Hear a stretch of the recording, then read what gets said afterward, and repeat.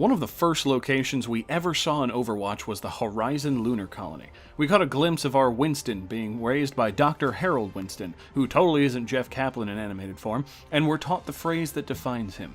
Always remember, never accept the world as it appears to be.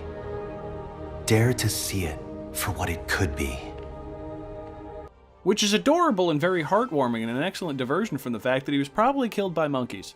The moon colony was set up as a stepping stone to space by the Lu Cheng Interstellar Company, featured on the Lijiang Tower map, and also set up as a way to test prolonged habitation in a space environment.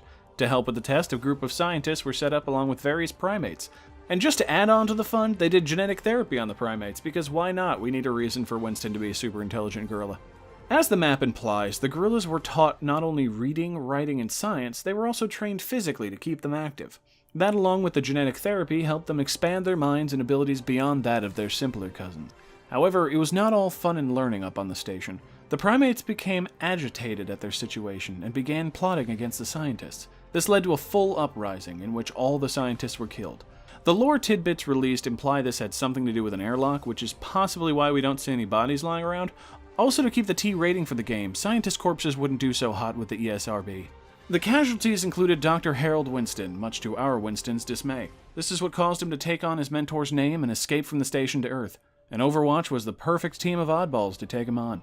Now, there are a few extra details Blizzard let on when they released the map. Firstly, you may have noticed I've been saying primates this entire time and not gorillas. This is because there was at least one smaller test subject on the ship, and his name was Hammond. It is speculated he's a chimpanzee, but we really don't have any solid information on him other than he was smaller than a gorilla. These few images on the computer screen seem to tell a story of what the uprising might have been. Also, this map of the colony shows that the arena we battle in is only a small part of the colony itself, and that Winston and Hammond are missing. Given that Winston escaped to Earth, it can be presumed that Hammond has done the same. It's also important to note that this uprising happened many years ago, back when Overwatch, the organization, was still a thing.